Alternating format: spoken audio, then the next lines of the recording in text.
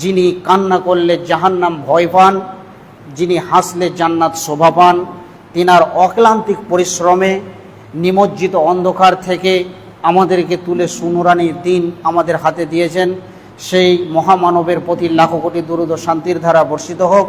তাই সকলে বলুন সাল্লাল্লাহু আলাইহি ওয়াসাল্লাম, আল্লাহুম্মা সাল্লি আলাইহি, আল্লাহুম্মা বারিক আলাইহি, আল্লাহুম্মা আমিন।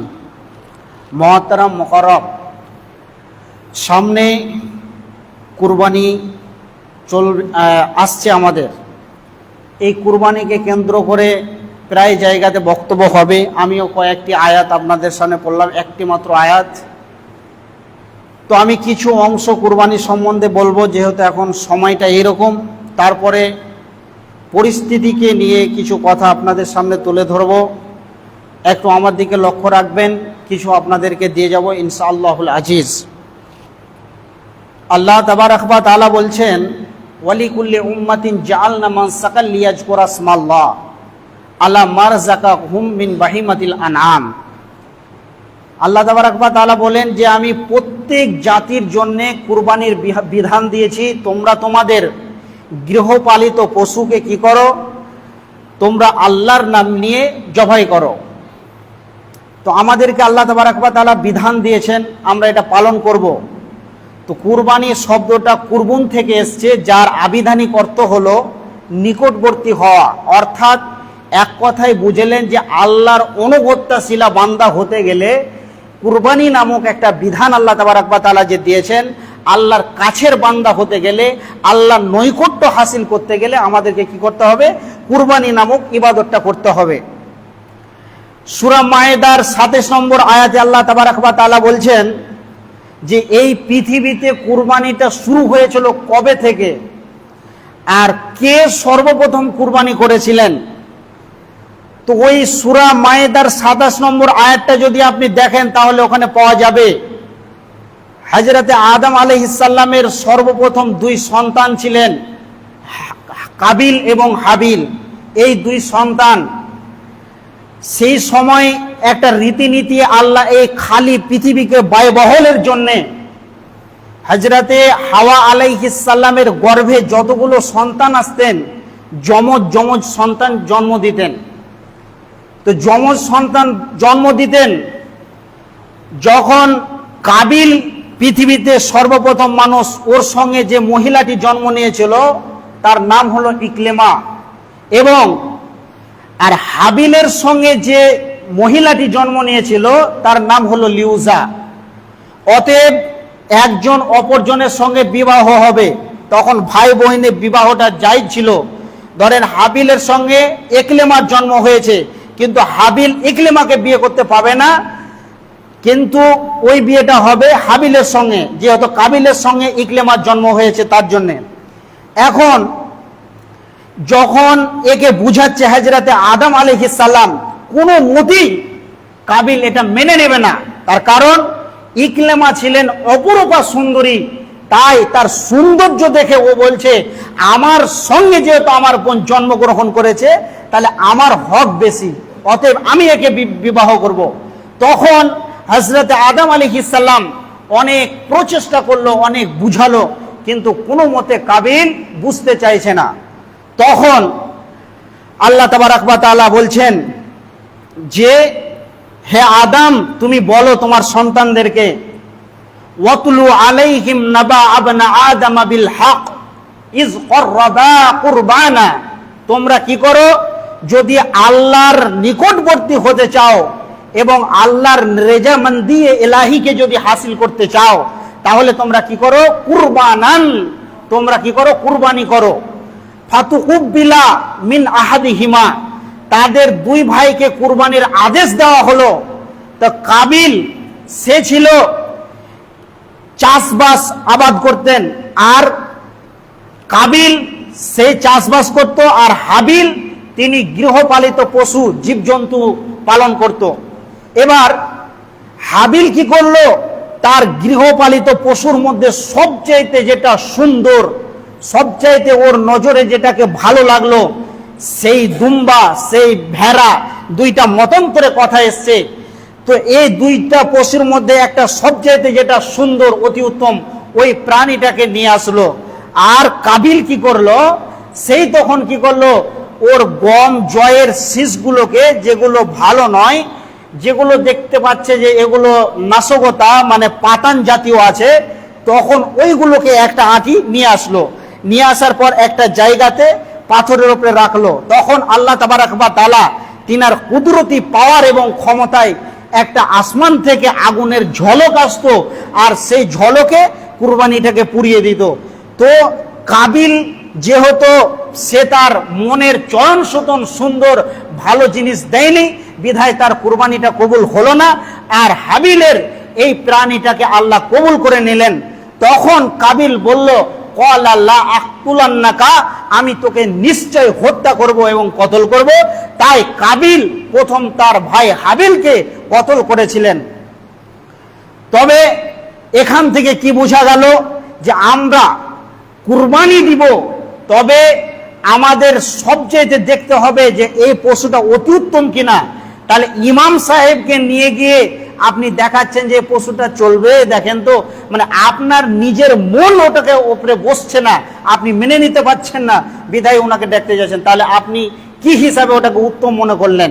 তাহলে কুরবানির বিধান এমন একটি যে আল্লাহ তাবারাক ওয়া তাআলার নৈকট্য হাসিল করতে গেলে কি করতে হবে? কুরবানি দিতে হবে, এতটুকুই। এবার আসেন, কুরবানি কারা দেবে? আজকে বর্তমান পরিস্থিতি অনেক নিপীড়ন নির্যাতনের মধ্যে কুরবানিকে নিয়ে চলছে। এটা সর্বপ্রথম বর্তমান পরিস্থিতিকে এটা মুসলিমদের উপরে অ্যাটাক চলছে। তবে কুরবানিটা কি? অনেক সাহাবা ইবনে মাজমাইন রাদিয়াল্লাহু তাআলা আনহু, হযরত আবু বকর, হযরত উমর, বিশিষ্ট রসুলের সাহাবী, যাদেরকে পৃথিবীর বুকে জান্নাতের সার্টিফাই দিয়েছিলেন, এই রকম সাহাবীরা কুরবানি দেননি, কারণ জানে মানুষ এটাকে ফরজ না মনে করে নাই। তাহলে যাদের সমর্থ আছে তাদেরকে কুরবানি দিতে হবে, যদি না দেয় তাহলে ওই রকম ব্যক্তি যেন ঈদগাহে না যায়। তাহলে সমর্থ আছে, কুরবানি দিতে হবে। তাহলে আজকে বর্তমান পরিস্থিতিতে আমরা যেন গরু না কাটি, এটা হচ্ছে আমাদের মেন টার্গেট। দ্বিতীয় হচ্ছে কি, যে এটা নিয়ে আজকে আমরা অনেক চিন্তিত রয়েছি যে আমাদের কি হবে, সংক্রমণ। তো এটা হচ্ছে কি, আমাদের মেন টার্গেট হচ্ছে কি, এইভাবে চলছে একটা বিভ্রান্তি। তাহলে আল্লাহ তাবারাক ওয়া তাআলা কি বলছেন? ইন্না সলাতি, ওই লোকেরাই তো কুরবানি করবে যাদের রঙ্গে ঢঙ্গে, যাদের বডিতে, যারা 24টা ঘন্টার দিনকে আল্লাহর হুকুম রসুলের তরিকায় যারা অনুসরণ করে, এই লোকেদের জন্য কুরবানি। ইন্না সলাতি, আগে সর্বপ্রথম হলো একটা মানুষকে নামাজি হতে হবে, 5 ওয়াক্তের সালাত পড়নেওয়ালা হতে হবে। তারপরে বলছে ওয়ানুসুকি, তারপরে ওই লোকটির জন্য কুরবানি। ওয়া মাহইয়া, সে লোকটি যে বেঁচে আছে সে আল্লাহর জন্য বেঁচে আছে। ওয়া মামাত, এবং সে যে মৃত্যুবরণ করবে, লিল্লাহি রব্বুল আলামিন, সব কিছু টোটালটাই হবে রব্বুল আলামিন আল্লাহ তাবারাক ওয়া তাআলার জন্য। তাহলে আজকে আমাদের যেটা মেন বস্তু, যে ইবাদত, যে ইবাদত ছাড়া বান্দার কোনো গতি নাই, যে ইবাদত আল্লাহ তাবারাক ওয়া তাআলা, যে ইবাদত আল্লাহ তাবারাক ওয়া তাআলা সর্বপ্রথম কিয়ামতের ময়দানে যখন মানুষকে উপস্থিত করবেন, আউয়ালু মা ইউহাসাবু বিহিল আবদু ইয়াউমাল কিয়ামাত as-সালাওয়াত, যে ওই লোকেরা কি করবে? ওই লোকের হিসাব হবে প্রথম সলাতের ব্যাপারে। তাহলে আমাদের সলাত নাই, নামাজ নাই, কিন্তু আজকে আমাদের একটা এরকম ইবাদত নিয়ে আমাদের বিরাট চিন্তিত এবং চিন্তা ভাবনা। অতএব শিক্ষিত সুধী মণ্ডলী, আজকে আমাদের উপরে বিরাট বড় একটা চক্রান্ত এবং নিপীড়ন নির্যাতন চলছে। এটা কেন চলছে?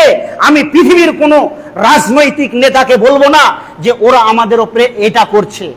এটা হচ্ছে কাদের কারণে, এখন আমি তুলে ধরছি বিষয়টা, আপনারা একটু মনোযোগ দিয়ে শুনেন। আল্লাহ তাবারাক ওয়া তাআলা বলছেন, জাহারাল ফাসাদু ফিল বাররি ওয়াল বাহরি বিমা কাসাবাত আইদিন নাস, জলে স্থলে সজ্জনে দুর্জনে জনহীন প্রান্তে জনসমুদ্রে যেই জায়গাতে মুসলিমের উপরে নির্যাতন চলছে, এটা কাউরি দোষ দিয়ে লাভ নাই, এটা হচ্ছে আমাদের হাতের কামাইয়ের ফল। লিইউযিকাহুম বাজাল্লাযী আমিলু লাআল্লাহুম ইয়ারজিউন। আজকে যদি আমাদেরকে এইভাবে আল্লাহ ছেড়ে দেন, কোনো টেনশন নাই আমাদের মাথায়, তবে আমরা কি করব? মসজিদ তো দূরের কথা, মসজিদের সামনে দিয়ে হাঁটবো না, আল্লাহকে স্মরণ করতে হবে এটা তো দূরের কথা, কোরআন হাদিসের ছত্র ছায়াতলে আমরা তো যাবই না, কিন্তু দিন ইসলামের যতগুলো রুলস অ্যান্ড প্রসিডিওর আছে এগুলো কেউ ফলো করবে না, এবং নামাজ তো আমাদের পড়া কোনো দরকারই থাকবে না। এগুলো হচ্ছে কেন? আজকে আমরা সুদখোরকে বলি এ পৃথিবীর সবচেয়ে শ্রেষ্ঠ পাপী, আজকে আমরা বলি জেনাখোরকে এটা হলো পৃথিবীর শ্রেষ্ঠ কি জেনাখোর, সে হলো সবচেয়ে নোংরা সমাজের মধ্যে, এর মতো নরহায়ানা নাই। কিন্তু শিক্ষিত সুধী মণ্ডলী, একজন লোক যদি সুস্থ সবল অবস্থায় থাকে আর সলাত আদায় যদি না করে, তার মতন জঘন্য এবং নগণ্য নরহায়ানার পৃথিবীর বুকে কেউ হতে পারে না। তাহলে শিক্ষিত সুধী মণ্ডলী, আজকে আমাদের উপরে যে বিপদটা আসছে এটা হচ্ছে আমাদের কর্মের ফল। আজকে যদি আমাদের উপরে এইরকম বিপদ না আসে, তাহলে বলেন আমরা আল্লাহকে ডাকবো? মানুষকে আল্লাহ তাবারক ওয়া তাআলা অর্থ সম্পদ এত সুস্থ সবল রেখেছেন, কিন্তু দেখেন আমাদের উপরে যদি কোনো বালা মুসিবত না আসে, তাহলে আমরা আল্লাহর রাস্তা ভুলেই যাব। আল্লাহকে আর ডাকার মতন আমাদের খেয়াল এবং ভ্রুক্ষেপ থাকবে না। অতএব আল্লাহ বলছে লিইউজিকাহুম, যাতে তোরা আমাকে স্মরণ করিস, লিইউজিকাহুম বাজাল্লাজি, এরকম কিছু কিছু মুহূর্ত এবং বিপদ আমি তোদের উপরে সঞ্চারিত করি, যাতে করে লাআল্লাহুম ইয়ারজিউন, আমি রবের দিকে তোরা ফিরে আসিস। যদি আমাদের ভিতরে এরকম একটা না আসে, তবে আমরা আল্লাহকে স্মরণ করব না। এবার আসেন যেই কথা আপনাদেরকে বলছি, হুব্বুদ দুনিয়া কারাহিয়াতিল মত। হুব্বুদ দুনিয়া মানে হচ্ছে দুনিয়াকে যারা প্রাধান্য দেয়, ভালোবাসে, কারাহিয়াতিল মত, এবং মতকে জঘন্য মনে করে। মতকে জঘন্য মনে করে কারা? পৃথিবীর বুকে যারা ঈমানবিহীন জীবন যাপন করে, যাদের ভিতরে ঈমান নেই, যারা আল্লাহকে স্মরণ করে না, যাদের ভিতরে আল্লাহর ভয় নাই, তারা হচ্ছে কি, তাদের কাছে হচ্ছে এই ব্যাপারটা যে তারা তাদের যেমন মন চাইবে তারা তেমন ভাবে চলাফেরা করবে। কিন্তু একজন মুমিন কোনোদিন মৌতকে ঘৃণা করবে না, কারণ মুমিন জানে যে আমার জন্য মৌতটা হলো সুসংবাদ।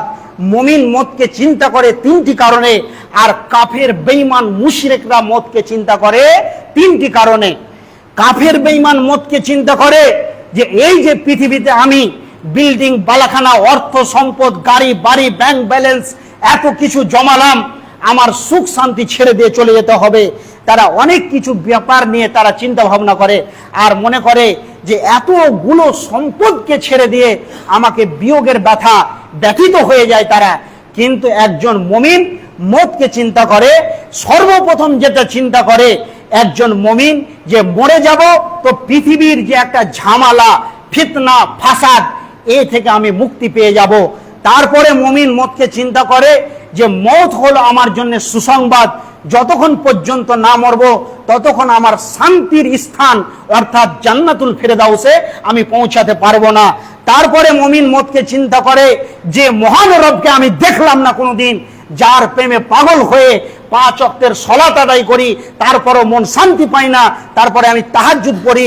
এইভাবে যারা কি করে, সালাত আদায় করে, তার রবকে দেখেনি তা সত্ত্বেও, আল্লাযীনা ইউমিনুনা বিল গায়ব, সে রবকে বিনা দেখাতে তার উপরে ইয়াকিন করেছে, বিশ্বাস করেছে, সে রবের মুলাকাত পেয়ে যাব। তাহলে মুমিন মৌতকে চিন্তা করে তিনটি কারণে, আর বেঈমানেরা মৌতকে চিন্তা করে তিনটি কারণে। শিক্ষিত সুধী মণ্ডলী, আজকে ধরে নেন এই জায়গাটা একটা কঠিন জায়গা, কিন্তু কিসের ভয় ভাই, কিসের টেনশন?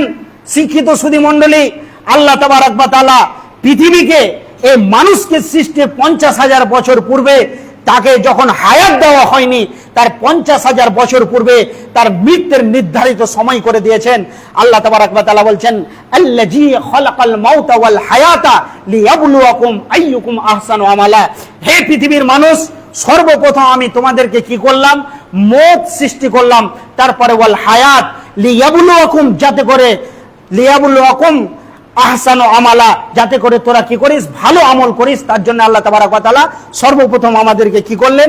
মৌত নামে দিলেন। তাহলে আমি কোথায় মরবো, আমার শেষ খাবারটা কি হবে, সবকিছু যখন লিপিবদ্ধ আছে, তাহলে আমি ভয় করব কেন? কারণ একজন মুমিন মওতকে ভয় করবে শুধুমাত্র সে এরকম টেনশন থাকবে তার যে আমি আল্লাহর রেজামন্দি এলাই হাসিল করব এবং আমি আমার শান্তির জায়গাতে পৌঁছে যাব। ওয়ালা তাকুলু লিমান ইয়াকতালু ফি সাবিলিল্লাহ, আল্লাহর নবী বহু পূর্বে বলে গেছেন ওয়া ইন কুতিলতা ওয়া হুররিকতা, হে আমার উম্মত তোমাদের সামনে এমন একটি সময় উপস্থিত হবে, ওয়া ইন কুতিলতা ওয়া হুররিকতা, তোমাদেরকে কি করানো হবে, কেটে কেটে পিস পিস করে দেওয়া হবে, আর হুররিকতা এবং তোমাদেরকে জীবিত জ্বালিয়ে দেওয়া হবে। তাহলে আমাদের কিসের ভয়? ওই জায়গাটায় আমাদের ঈমান রাখাটা একটা কঠিন ব্যাপার।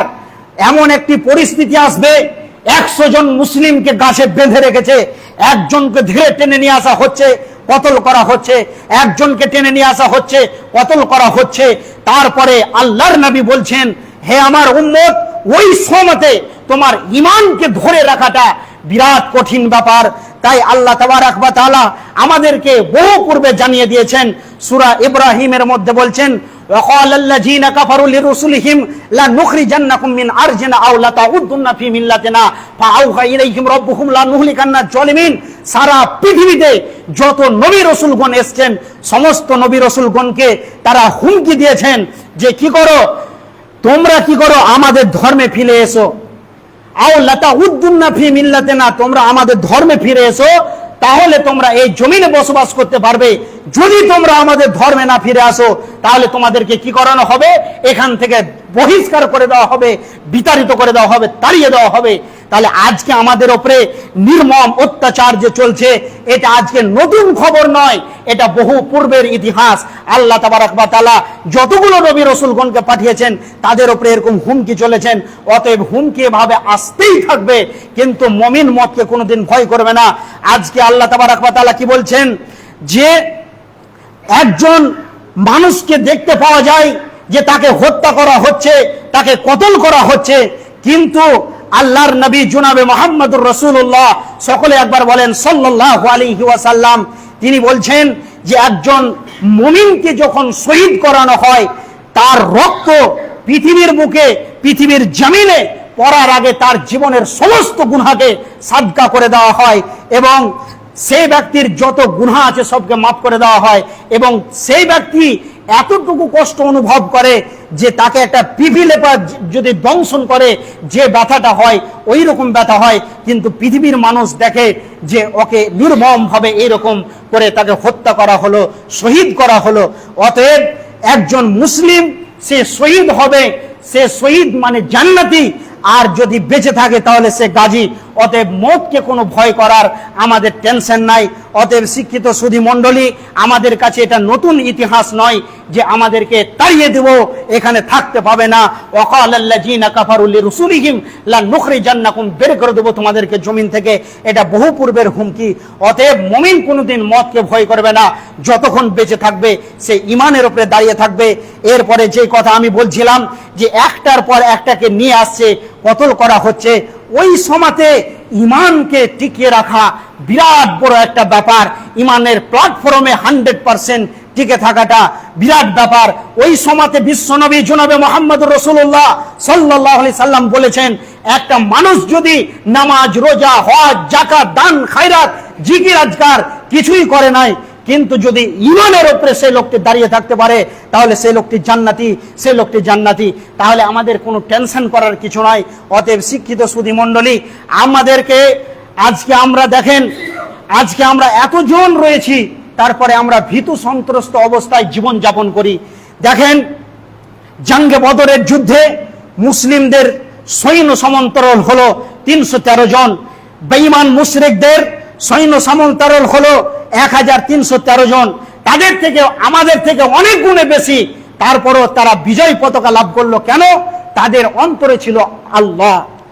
আজকে আমাদের অন্তরে আল্লাহ নাই।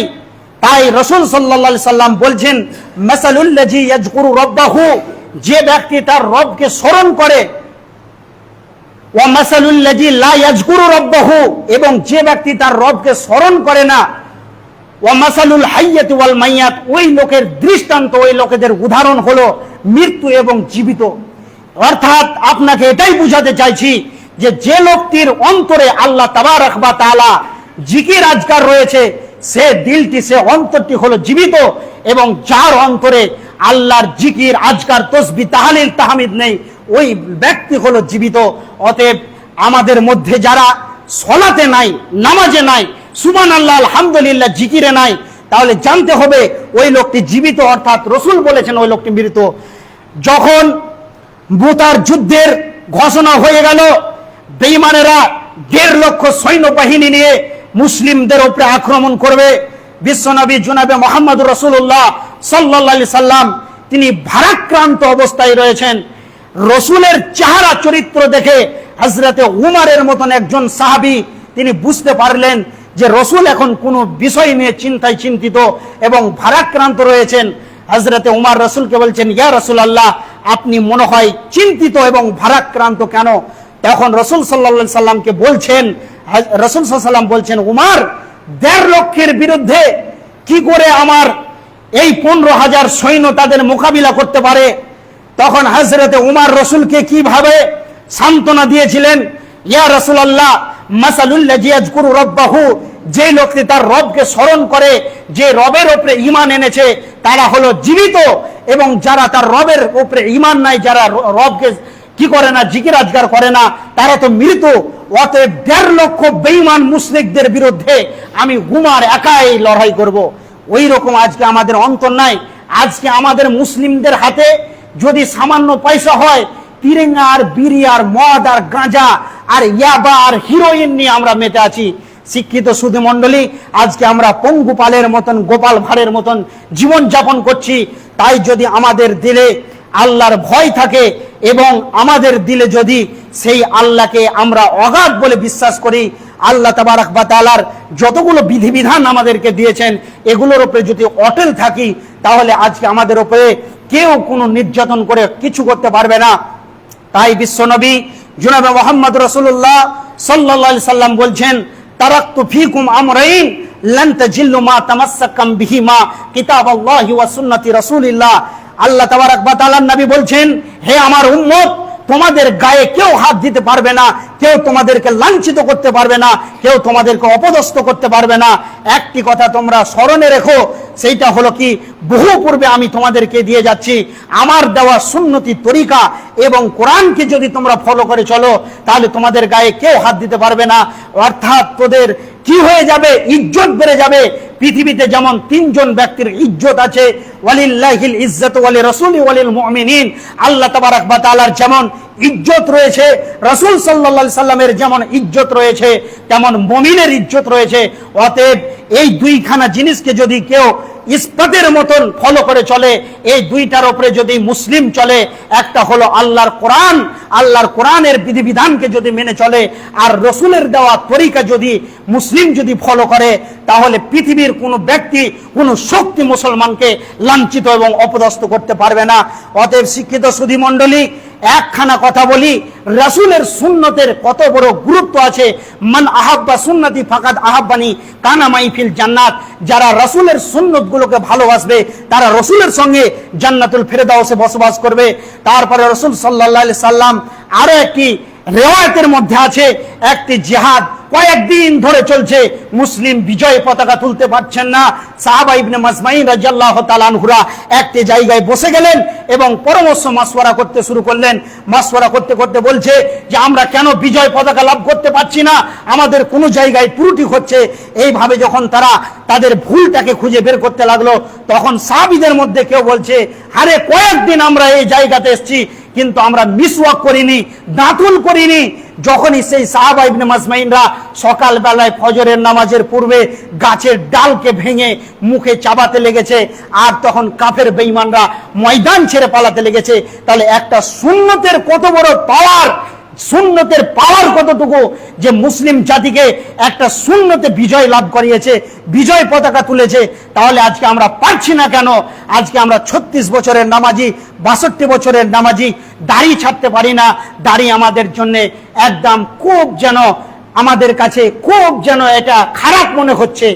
আর কোন ভাই তো আবার কিছুই রাখতে চায় না, ও যে আবার কি মনে করে। অতএব শিক্ষিত সুধী মণ্ডলী, হযরতে আলী যখন কোন জিহাদের ময়দানে নামতেন, মোচে শুধু একবার এভাবে হাতটা মারতো, তো কাফের বেঈমানেরা পেশাব করে দিতেন, হুজু করে দিতেন, তাহলে একটা পুরুষের জন্য দাড়ি হলো একটা বাঘের মতন পাওয়ার। অতএব আমাদেরকে এগুলো ফলো করতে হবে। তাই শিক্ষিত সুধী মণ্ডলী, আমাদেরকে একতা হতে হবে। আল্লাহ তাবারক ওয়া তাআলার নবী বলছেন, হে আমার উম্মত, যদি তোমরা সহজে জান্নাতে যেতে চাও তাহলে একটা কথা শোনো। আর এই হাদিসটা বলে আমি শেষ করব। তাই আল্লাহর নবী বলছেন, ইয়া আইয়ুহান নাস, হে মানব সম্প্রদায়, তোমরা শোনো, কি করো? আফসুস সালাম, তোমরা একে অপরকে বেশি বেশি করে সালাম মুসাফা করো। যত বেশি সালামের প্রচলন ঘটবে তত ভাই ভাই একতা হবে। তাই আল্লাহ কোরআনে বলেছেন, ওয়াতাসিমু বিহাবিলিল্লাহ জামিআ ওয়ালা তাফাররাকু, তোমরা কি করো না, বিচ্ছিন্ন হয়ে না, এক আল্লাহর রশিকে তোমরা সকলে ধরে থাকবে। এই জন্য একজন ব্যক্তি কবিতা লিখেছেন যে এক বৃদ্ধের 5টি ছেলে 5 রকমের মতি, মিল ছিল না, ভাব ছিল না একে অন্যের প্রতি। বৃদ্ধ একদিন একটি আঁটি কমচি দিল হাতে, বলল দেখি পারো কে সব ভাঙতে একই সাথে। পারলো না কেউ। বৃদ্ধ তখন আঁটিটাকে খুলে এক একটি কমচি দিল সবার হাতে তুলে, ভাঙলো তখন। বৃদ্ধ বলল, দেখলে কেমন ফল, একা হলে দুর্বল হবে, একতাতে বল। একটা আঁটির কমচি 10টা যখন থাকবে, দমড়ে ভাঙা সম্ভব হবে না। আঁটিটাকে খুলে যখন এক একটা দিল, পটপট করে ভেঙে দিল। অতএব শিক্ষিত সুধী মণ্ডলী, আজকে আমাদের মুসলিমে মুসলিমে মিল নাই। তাই রাসূল বলছেন, আফসুস সালাম, তোমরা একে অপরে বেশি বেশি করে সালামের প্রচলন ঘটাও। ও আতিমু তম, এবং একজন আজনবী ব্যক্তি যদি তোমার গ্রামে আসে, মুসলিম কিংবা যেই কেউ হোক না কেন, যেই শ্রেণীর মানুষ হোক, আপনার দায়িত্ব এবং কর্তব্য যে তার মেহমানদারি করা, তার খাবারের ব্যবস্থা করা। তারপরে রাসূল বলছেন, ওয়াসাল্লু বিল লাইল ওয়ান নাসু নিয়ামুন তাদখুলুল জান্নাতা বিসালামিন, এবং সারা পৃথিবী যখন ঘুমিয়ে যাবে তখন তোমরা কি করো? সালাত আদায় করো, তবে তোমরা তাদখুলুল জান্নাতা বিসালামিন, অতি আসামের জান্নাতে পৌঁছে যাবে। অতএব কাফের বেঈমানরা বলছেন যে আমাদের সৈন্য সমান্তরাল এত বেশি, তারপর আমরা বিজয় পতাকা কেন তুলতে পারছি না? তো এই রকম ধরনের কাফের বেঈমানদের সূচনা হলো। তখন কাফের বেঈমানরা বড় বড় লিডারেরা মাশওয়ারা করলো যে এদেরকে কেন আমরা দবাতে পারছি না। তাহলে এখানে আমাদের একটা কিছু ব্যাপার আছে। ওদের মধ্যখানে একজনকে বলল যে তুই মুসলিমের সঙ্গে মিশে তুই তাদের খবরটা নিয়ে আয়, কি ব্যাপার। ও যখন খবর আনতে আসলো, গভীর রাত যখন হয়ে যায়, রাসূল সাল্লাল্লাহু আলাইহি সাল্লাম এবং সারা পৃথিবীতে যত নবী এসেছেন সমস্ত নবীদের উপরে একটা আমল ছিল, সেটা হলো তাহাজ্জুদ, ওদের জন্য অপরিহার্য ছিল পড়াটা। এবং যখন দেখছে রাসূলের সঙ্গে সাহাবা ইবনে মাজমাইনরা গভীর রাতে উঠে হাউ হাউ করে কাঁদছে আর রবের সঙ্গে কানেকশন করছে, তখন এদের মধ্যখানে যাকে পাঠিয়েছে তাদের খবর আনার জন্য, তখন এ বুঝছে যে এত সুন্দর তাদের ব্যবস্থাপনা, তারা রবের সঙ্গে কানেক্ট করেছে, অতএব এদেরকে আর কোনোদিন দবানো যাবে না। তখন তারা যারা ভালো অ্যাকচুয়ালি মনে করলো, যাদেরকে আল্লাহ হেদায়েত দিল, তারা এরকম সুন্দর চরিত্র আখলাক দেখে ঈমান নিয়ে চলে আসলো। আর যারা মুশরিক তো মুশরিক হয়ে থেকে গেল, জাহান্নামের কীট হয়ে গেল। অতএব দেখলো, এদেরকে এসে খবর দিল যে এদের সঙ্গে আর পারবি না, কারণ এরা গভীর রাত্রে তাদের রবের সঙ্গে কানেক্ট করেছে। অতএব এদের সঙ্গে পারতে গেলে আমাদেরকে ঈমান ছাড়া আর কোনো পথ নাই। অতএব যারা অতি চালাক এবং ভালো মানুষ, তারা ঈমান নিয়ে চলে আসলো, এবং যারা অহংকারের জীবন যাপন করলো তখন তারা পৌতিলতাকে আঁকড়ে ধরে থেকে গেল। অতএব শিক্ষিত সুধী মণ্ডলী, আমরা তখনই বিদায় লাভ করতে পারবো। ওয়াদাল্লাহুল্লাযিনা আমানু, আল্লাহ তাবারক ওয়া তাআলা বলছেন, তোমরাই এই পৃথিবীতে বসবাস করবে, আমি আল্লাহ ওয়াদা করছি, এই ওয়াদা কাউরির নয়। ওয়াদাল্লাহুল্লাযিনা আমানু, তোমরা 100% আল্লাহর প্রতি ঈমান আনো। ওয়াদাল্লাহুল্লাযিনা আমানু মিনকুম ওয়া আমিলুস সলিহাত, এবং তোমরা নামাজি হয়ে যাও, ঈমানের পরে নামাজি হয়ে যাও, হাদিস কোরআনের গণ্ডির ভিতরে মসজিদ আলা হয়ে যাও। কামাস্তাখলাফাল্লাযিনা মিন ক্বাবলিহিম, যেমন তোমাদের পূর্বে যেমন তারা বসবাস করেছে, রাজ কায়েম করেছে, সেই রকম রাতারাতি আল্লাহ চেঞ্জ করে দিবেন। শর্ত হলো ঈমান আনতে হবে 100%, এবং আমাদেরকে হাদিস কোরআনের গণ্ডির ভিতরে ঢুকতে হবে। গণ্ডির বাইরে থাকতে গেলে লাত জুতা খেতে হবে, কোনো উপায় নাই। এই বলে আজকে আমি আমার বক্তব্য শেষ করলাম। আল্লাহ তাবারক ওয়া তাআলা আমাদেরকে বেশি বেশি শোনা বলার থেকে